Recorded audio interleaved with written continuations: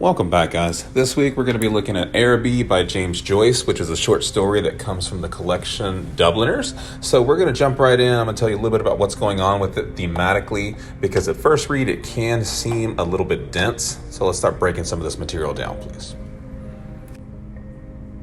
The collection itself chronicles the lives of several different characters from all different walks of life in the city of Dublin, of course, which is in Ireland, which was James Joyce's hometown, but also talks about how life can vary and can be similar depending on different social classes and different conditions, but we all have the same or a similar human experience. In plain English, so what that means is, as a human experience, there are certain trials or there are certain undertakings that we all go through, and these can be transformative for us at different points in our life. So the different characters, we see them at different ages, at different stages of their development, but they all have something in common, which is some of the conflicts that they're going through.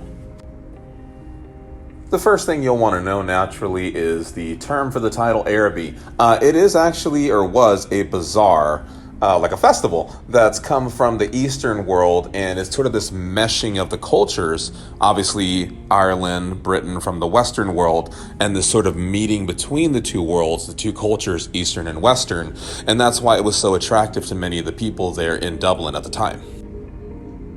It stands to reason then that our young narrator and his friends would have been very interested in going just to see the different sites and to see the different cultures that are represented in this bazaar, in this festival, because it was so entirely different from what they were used to, especially living at this Christian Brothers school. Now that speaks directly to two of the major themes that pop up in the story, religion and escapism. Obviously religion in terms of how the Christian Brothers school kind of dictates in a very real way what the boys can experience and how life can be handled. And then naturally you want to be able to get out from that. You want to be able to stretch your mind. So that's where the escapism comes in. It is something different. It is something they want to try for themselves. The other prevalent thought, of course, is this sort of coming-of-age tale where we see this young narrator who is experiencing life for the first time, experiencing love for the first time, and in a lot of ways is trying to come out of his shell, but there is something of a paralysis or a stall in his development in that way, and that's kind of important for what goes on throughout the telling of the story. Going back for a second, it becomes kind of apparent how we see that as an overtone, religion or this idea of a Christian or a Catholicism becomes sort of prevalent throughout the story. There's different points at which it's mentioned or reiterated about the Christian Brothers school, or the fact that the young narrator can't go to the bazaar because it's already late and it's already past, the Lord's hour into Sabbath. Interestingly, this puts two contrasts in our mind. So there's obviously the tension between North and South Ireland, Catholic and Protestant, but then also this tension between your personal wants, your personal desires, and your religious duty. The boy, of course, is shirking his schoolwork and his religious observances because he does want to go to the bazaar, not because it's interesting, but because it's a means to an end for him to meet Megan's sister. As an archetype, it also speaks to, again, this contrast between the Eastern world and the Western world. The Western world in sort of a civilized, more Christian atmosphere versus Araby, the festival, which of course comes from the Persian or the Arab persuasion, where it's a little bit more open, a little bit more secular, and that would have been also why it was so intriguing to go and see this beautiful sight. Again, though, we have to remember Araby the bazaar is only a means to an end. So while it is something that the boy wants and stands as part of his motivation, there's an underlying motivation that he wants to go because Megan's sister can't, and he wants to get her a gift from Araby, which obviously he thinks would be novel and would keep him in her mind. That same underlying internal conflict then becomes part of his larger motivation. He wants to go to this bazaar for her, again, not because he desires it in and of itself, but because he is in love with the young girl, Megan's sister, and he thinks that this in some way will highlight for her his affections and make it more real. And that's kind of leading to that idea of loss of innocence, if you think about it.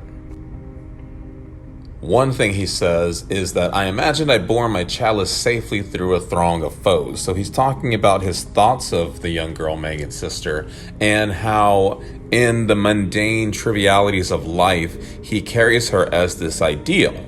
So that for us kind of paints a bleak picture or a dull picture of how he thinks that maybe she's something larger than life, but because he doesn't really understand her, that doesn't really come to fruition. One of the highlights of the story is this penultimate moment where he does express his love in an epiphany to her, and she speaks to him. But the conversation is very base, and their only topic is about the Araby Bazaar, and that's when he confesses, I will go, I will bring you something. Even in that, however, he doesn't do anything to develop a real sense of who she is as a person or give his own love a true voice. In some ways, it's kind of foreshadowed for us thereafter when the story reads, what innumerable follies laid waste my waking and sleeping thoughts after that evening. He is very foolhardy in thinking that this sort of love can come to some sort of fruition, even when he can't actualize in a real sense what it is he feels, the emotions that he's going through, and he has yet to develop a real relationship with Megan's sister.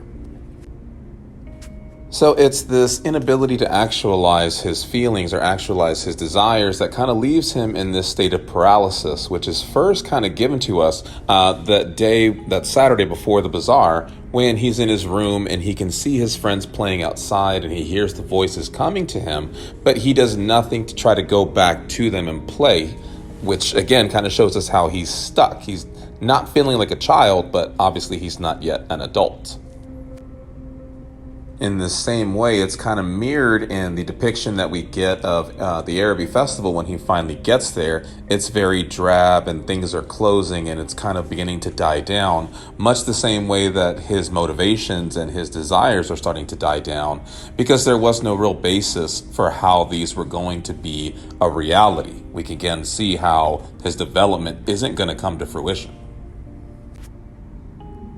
That leaves us then with this kind of horrid last line of gazing up into the darkness, I saw myself as a creature driven and derided by vanity, and my eyes burned with anguish and anger, so that we can feel in a real sense how lackluster and how anticlimactic everything is coming to be in his life.